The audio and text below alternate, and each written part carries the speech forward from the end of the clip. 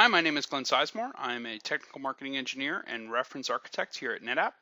And today we're going to be talking about NetApp for Microsoft Private Cloud, specifically the rapid provisioning capability. We have a plethora of options when it comes to rapid provisioning, but generally speaking, they fall into one of three lanes. We have our PowerShell integration for those of you who like to roll your own. We have System Center Virtual Machine Manager GUI integration for those of you who do not. And then we have the traditional front door to private cloud in System Center Service Manager self-service portal up through System Center Orchestrator. Of course, it doesn't matter how you come in, they all exit through Data on Tap, leveraging our FlexClone technology, and then we pass up through System Center Virtual Machine Manager for full lifecycle management.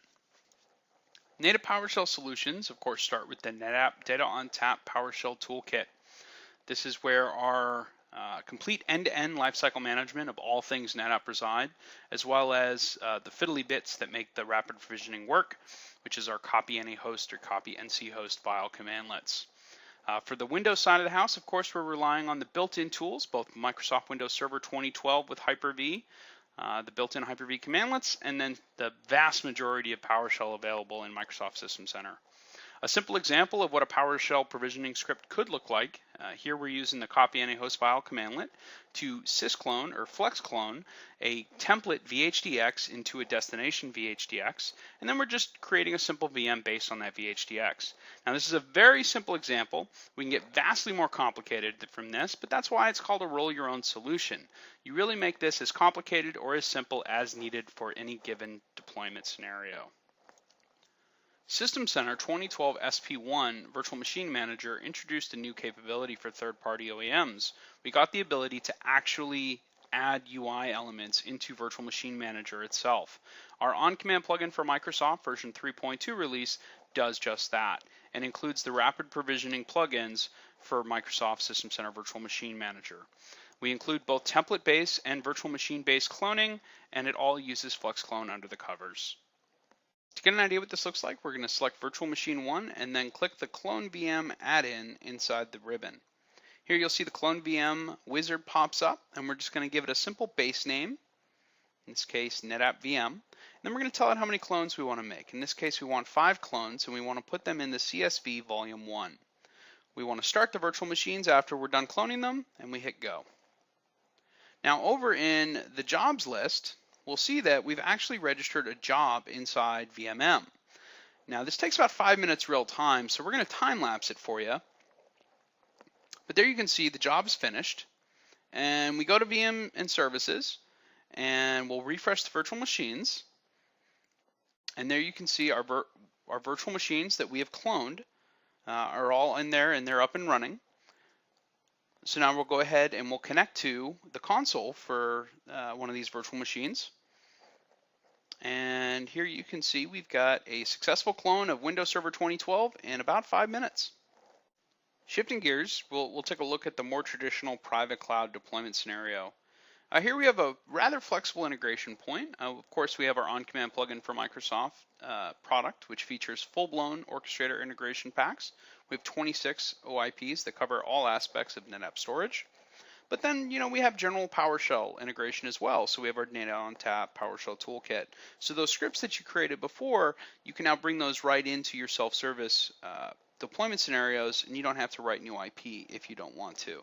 Of course, no matter how you come in, we're going to use NetApp FlexClone on the back end. And since we are talking self-service and orchestrator, some assembly is required. So to give you an idea of what could be done, here we're going to take a look at TME self-service portal here internally within NetApp. This is something that we actually use ourselves. And we're going to provision a new virtual machine inside the shared development infrastructure. So we're just going to fill out a request form. Here we will take the default of Windows Server 2012 Data Center VM, and we're just going to give it a name.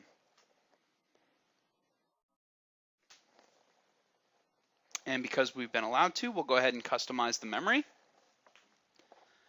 Now this service request offering requires a static IP address, so we'll just go ahead and fill that out as well. And then review our service request and hit submit. Now in this case, we've configured everything to auto approve, so it goes straight to orchestrator. If we refresh our runbook, we can see here that the create VM task is already running. So we're going to flip over to our Hyper-V host, Here you can see we have Hyper-V Manager as well as Failover Cluster Manager open.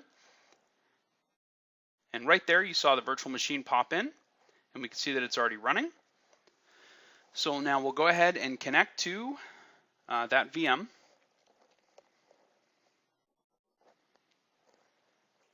And you can see the sysprep mini setup is running on that virtual machine. We'll go ahead and time lapse this in the interest of time. This does take about 4 to 5 minutes depending.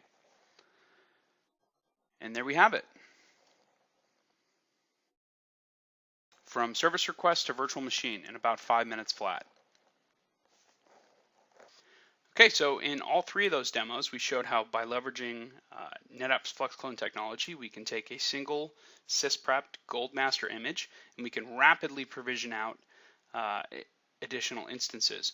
But you know, at the end of the day, in NetApp, a block is a block. And we don't really make the distinction between a virtual machine and a host. There's nothing preventing us from taking the same technology and provisioning hosts at the same scale that we provision virtual machines. So to show you what this could look like, we're going to go into our FlexPod lab where we want to provision an additional host.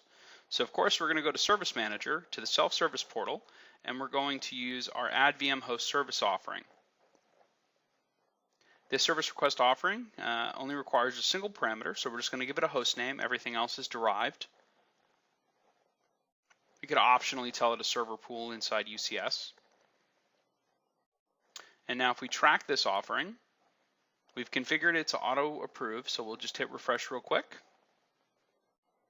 And we see that the approval's in progress. Tap it again. And the provisioning step is running. So now we'll flip over to Orchestrator where the work's actually occurring. And you can see this runbook's a little more complicated than the last one we looked at, but it's doing a lot more.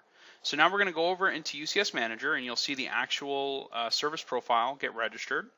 And if we click it, we can see that here it's unassociated. So now we're waiting for that runbook to come in and associate it. There it goes. Now we're going to time lapse this because this takes about 5 minutes. Server's got to reboot twice. But then we'll connect to the console, and you'll see that the server's booting up off its new LUN. If we refresh the runbook, you can see that we've done all the stuff, right? We've injected the sysprep, we've zoned the fabric, we've mounted the LUN, and now we're just waiting for the sysprep process to finish. So again, we'll time lapse this. This takes about, again, 4 to 5 minutes. And you can see that our sysprep post-process is going to log in. It'll go ahead and configure the VM, configure the Hyper-V switches, configure the network, sysprep added to the domain, and if we connect to the host now, we can see that it got the host name that we put inside our service request ticket. Now if we go back into Orchestrator, we can see that we're adding it to VMM, so we'll go over to VMM. And there you have it. Bare metal host provisioning through self-service in a private cloud. From service request to physical host in about 15 minutes. And that's going to do it for us today. Thank you very much for joining us. As always, to keep up to date with all things NetApp and Microsoft, head on over to blogs.netapp.com/msnviro. And for more information on this or any solution here at NetApp, head on over to netapp.com/Microsoft Solutions.